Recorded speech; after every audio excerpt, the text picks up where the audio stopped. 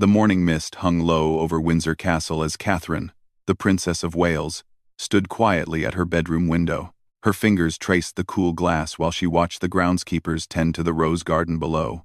The roses her late mother-in-law had loved so dearly were in full bloom, their petals catching the early sunlight like scattered diamonds.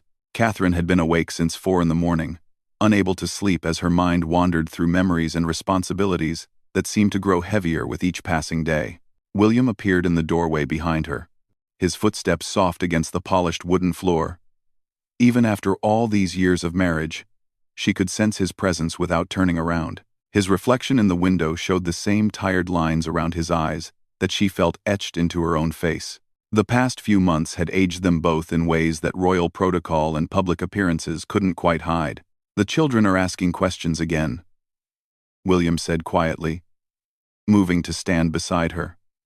His voice carried the weight of a father, trying to shield his family while processing his own grief.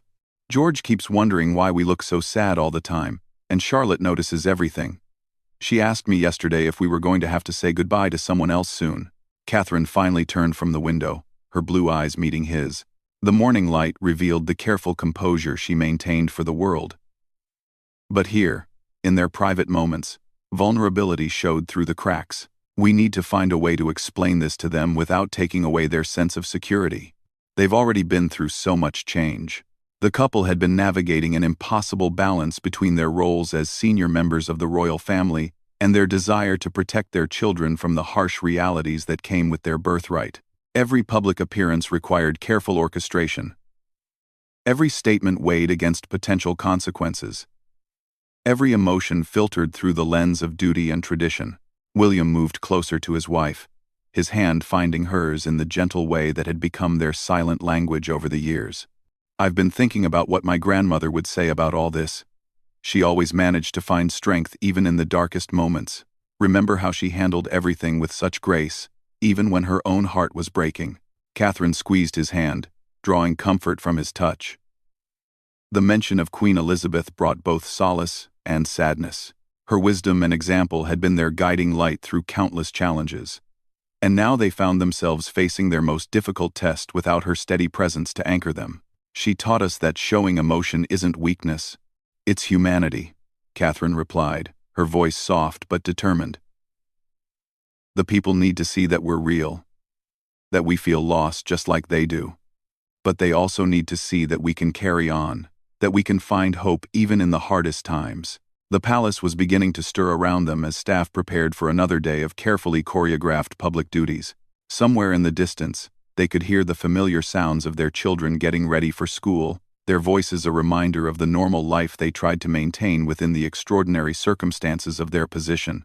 William walked to his desk and picked up a folder containing the day's schedule. 3 official engagements, 2 private meetings, and a family dinner that would likely be interrupted by urgent calls from various officials. The machinery of royal duty never stopped, even when personal grief threatened to overwhelm everything else. "The memorial service is next week," he said, scanning the papers. "The guest list has grown to over 2,000 people, representatives from 47 countries, heads of state, family members, friends, spanning 8 decades of relationships. Every detail has been planned and replanned. But I keep thinking about the small moments that really mattered." Catherine joined him at the desk, her eyes falling on photographs scattered among the official documents. Pictures from private family gatherings, candid shots from holidays, images that captured laughter and love in unguarded moments. These were the memories that sustained them through the formality and pageantry that their public roles demanded. "I've been working on my speech," William continued, his voice growing quieter. "How do you summarize a lifetime of service, of love, of sacrifice? How do you capture the essence of someone who meant everything to so many people? The words feel inadequate no matter how many times I rewrite them." The princess understood his struggle intimately. Since joining the royal family, she had learned that every word spoken in public carried weight far beyond its simple meaning. But this wasn't about protocol or political implications. This was about honoring someone who had shaped their lives in ways both profound and personal. "Maybe that's the point," Catherine suggested, settling into the chair beside his desk. Maybe the inadequacy of words is exactly what people need to hear. That some losses are so great they can't be captured in speeches or ceremonies. That grief doesn't follow royal protocol. And love doesn't fit neatly into official statements.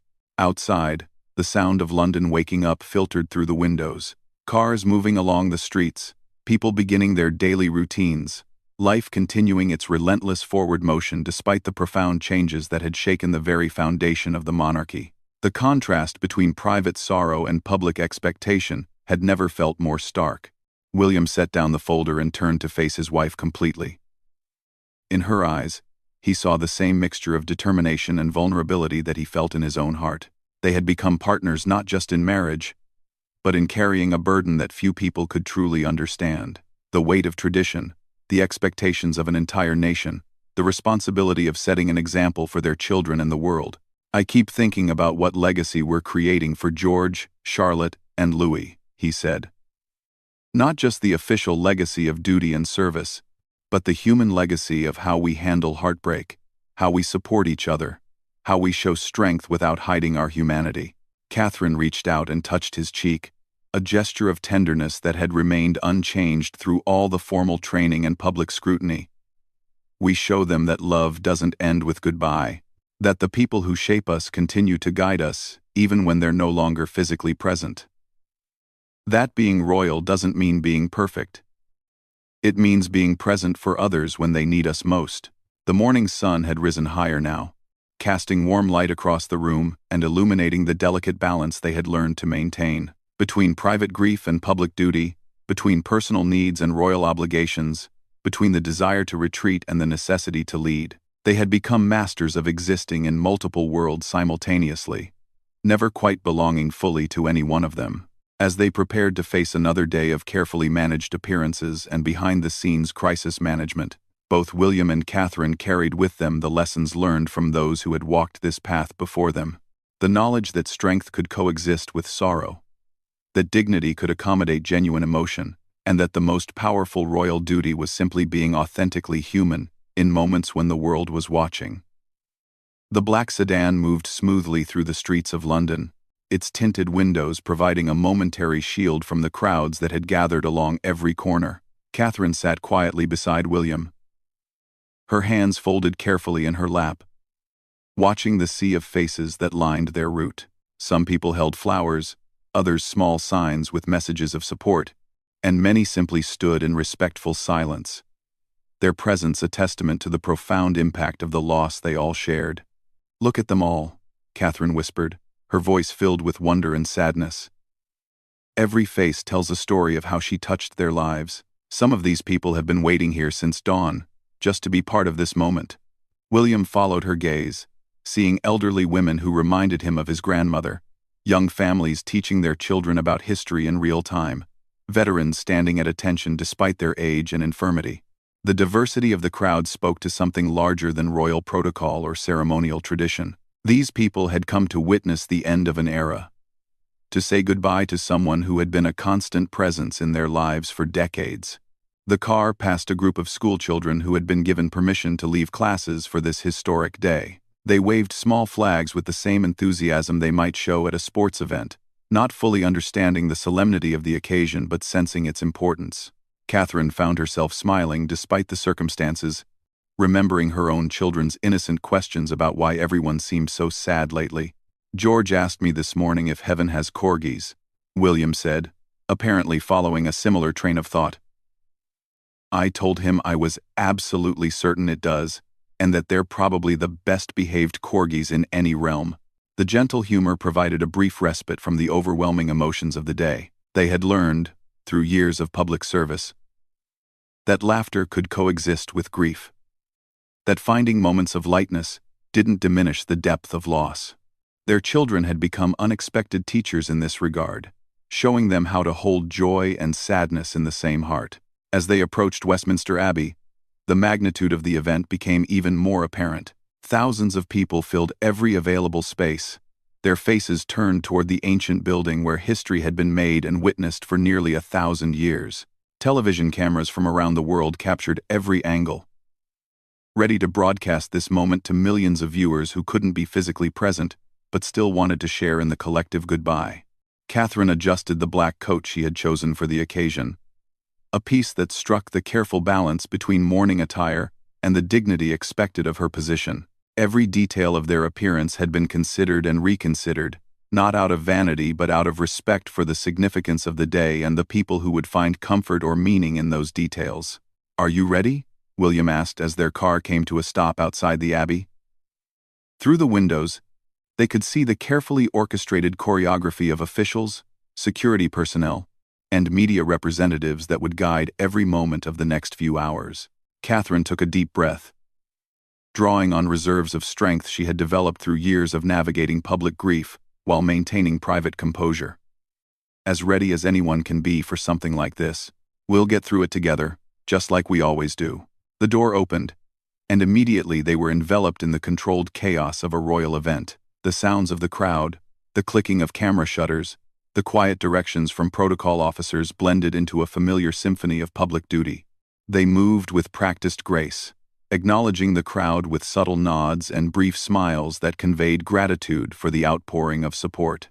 Inside the Abbey, the atmosphere shifted to one of sacred solemnity. The soaring Gothic architecture seemed to hold the collective breath of everyone present, while sunlight filtered through stained glass windows, painting rainbow patterns across the ancient stone floors. Representatives from every corner of the Commonwealth had gathered here, creating a tapestry of cultures and traditions, united in shared respect and mourning. Catherine found herself studying the faces of the guests as they took their seats. World leaders who normally commanded every room they entered now sat quietly, their usual confidence tempered by the gravity of the occasion. Family members who rarely appeared in public had come to pay their respects, creating a rare glimpse into the personal side of royal life that usually remained hidden from view. The music began, filling the vast space with melodies that had comforted mourners for generations.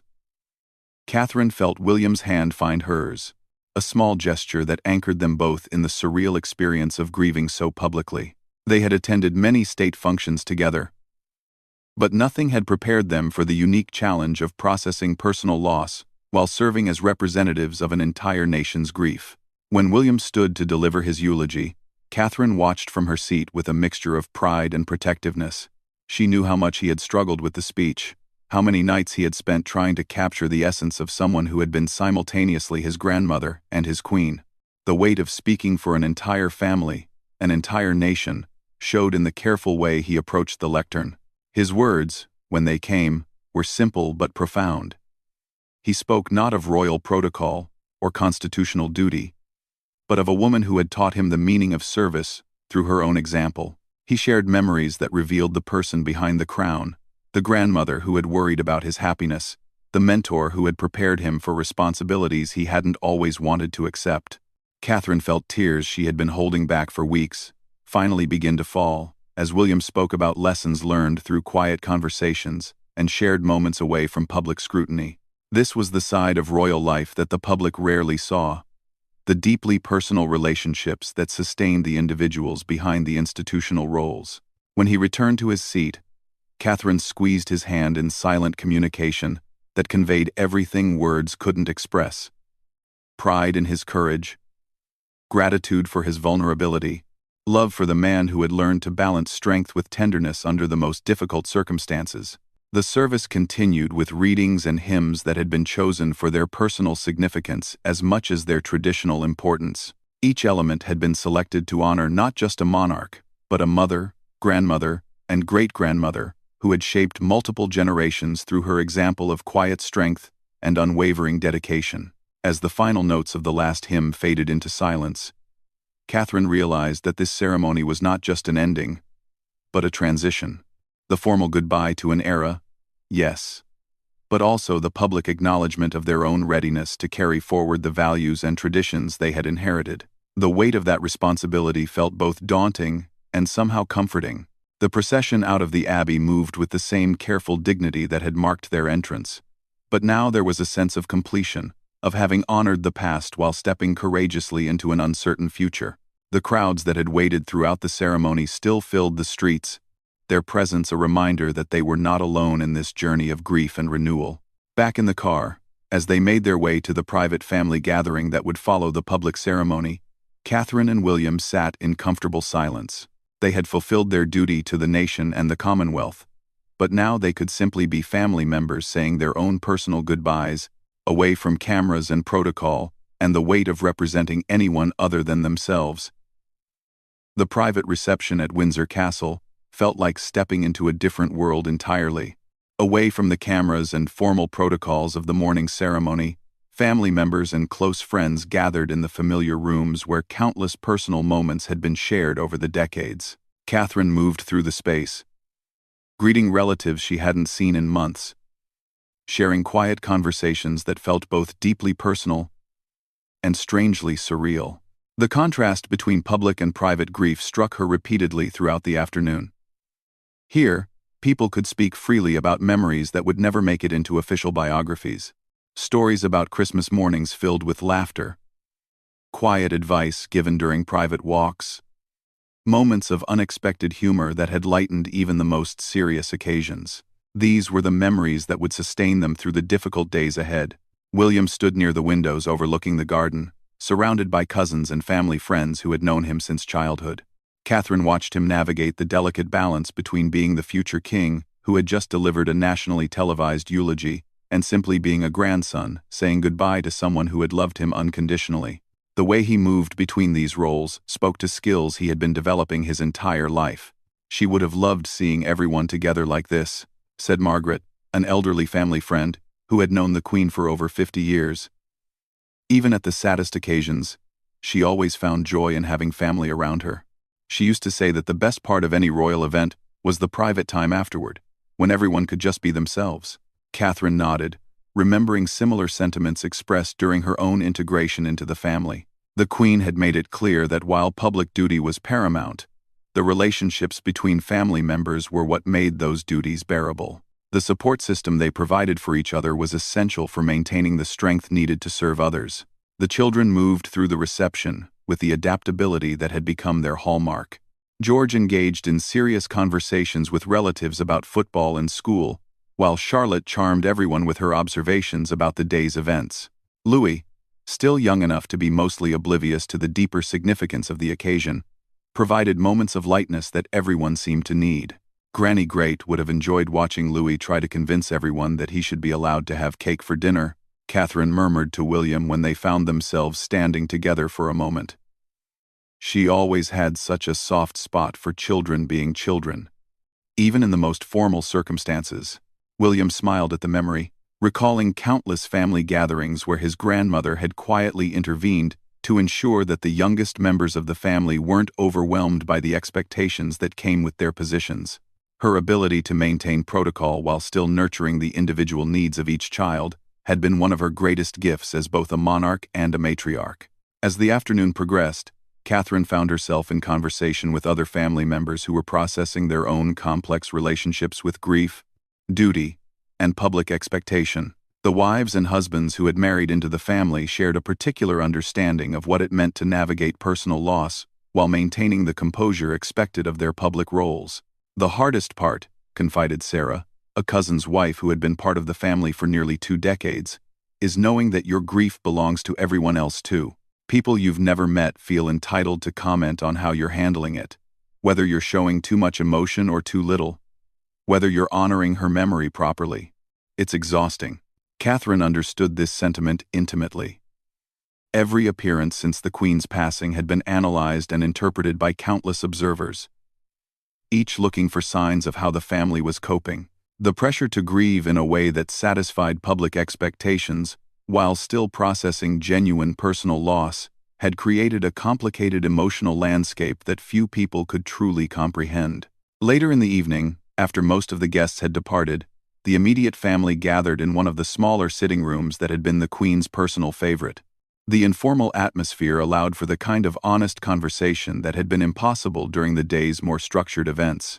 William sat with his father, discussing the practical implications of the transition that was already underway, the weight of new responsibilities, the changes in protocol, the adjustments that would need to be made to accommodate shifted roles and expectations. But underneath the practical considerations, Catherine could see the deeper emotional processing taking place between father and son. "She prepared us for this as well as anyone could," William said, his voice carrying the fatigue of a day spent managing multiple emotional demands. "But there's a difference between intellectual preparation and the reality of stepping into these roles without her guidance. Every decision feels more significant when you know there's no one to call for advice." Catherine settled into the chair beside her husband, their children playing quietly nearby with toys that had been favorites during previous visits to this room. The continuity represented by these familiar objects provided a sense of stability in the midst of so much change. Some things would remain constant even as others shifted dramatically. "The thank you letters alone will take months," Catherine mentioned, thinking about the overwhelming response they had received from people around the world. "But reading them has been surprisingly comforting. So many people sharing their own memories, their own stories about how she influenced their lives. It's like discovering parts of her we never knew existed." The Queen's impact had extended far beyond the formal boundaries of her constitutional role. Teachers who had been inspired by her example of lifelong learning, volunteers who had been motivated by her commitment to service, young people who had found courage in her demonstration that duty and personal fulfillment could coexist. These connections would outlive any formal memorial or official tribute. As the evening deepened, the conversation turned to more forward-looking topics: plans for upcoming engagements, discussions about how to honor the Queen's legacy while establishing their own approaches to royal service, consideration of how to help their children understand their evolving roles within the family structure. "I think she would want us to find our own way forward," Catherine said thoughtfully. She always emphasized that each generation had to adapt to the times they served in. "Our challenges will be different from hers, and our solutions will need to reflect that reality." William nodded, remembering countless conversations with his grandmother about the importance of evolution within tradition.